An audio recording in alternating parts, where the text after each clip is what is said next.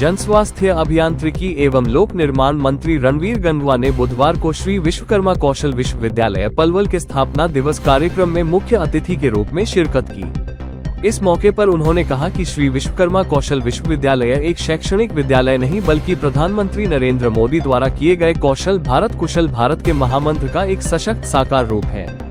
प्रधानमंत्री की दूरदर्शी सोच से परिचित होकर हरियाणा सरकार ने देश का पहला राजकीय कौशल विश्वविद्यालय पलवल के गांव दुधौला में स्थापित करने का ऐतिहासिक और महत्वाकांक्षी निर्णय लिया।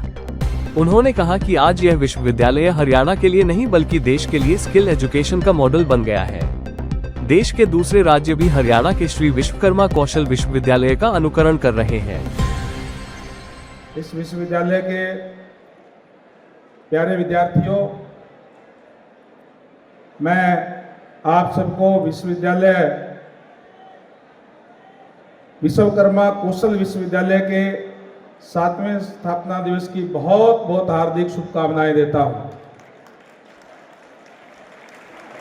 आदरणीय प्रधानमंत्री श्री नरेंद्र मोदी जी द्वारा दिए गए कौशल भारत के कुशल भारत के महामंत्र का एक सशक्त साकार रूप है। इसी दूरदर्शी सोच से प्रेरित होकर के हरियाणा सरकार ने देश का पहला राजकीय कौशल विश्वविद्यालय पलवल के दुधौला गांव में स्थापित करने का ऐतिहासिक और महत्वाकांक्षी निर्णय लिया। हरियाणा सरकार द्वारा इस परियोजना के लिए 1100 करोड़ से अधिक का प्रावधान किया गया है और इसका शिलान्यास स्वयं माननीय प्रधानमंत्री नरेंद्र मोदी जी द्वारा 19 नवंबर 2018 को किया गया था। इसी भरोसे और विश्वास का परिणाम है कि आज यहाँ 50 से अधिक कौशल आधारित उच्च गुणवत्ता वाले कार्यक्रम संचालित हो रहे हैं।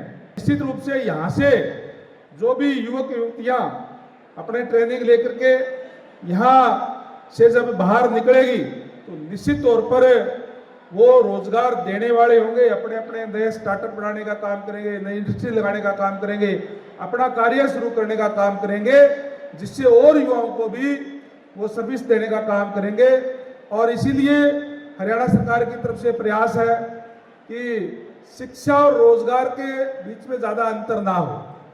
जो शिक्षा लेकर के हमारा युवा निकले, वो बाहर निकलते ही उसको रोजगार मिले, चाहे वो अपना रोजगार करे और चाहे तो इंडस्ट्री के अंदर तुरंत उसको रोजगार मिले। मैं यहाँ जितने भी इंडस्ट्री से भी जितने लोग यहाँ आए हैं उद्यमी, उनका भी धन्यवाद करूँगा।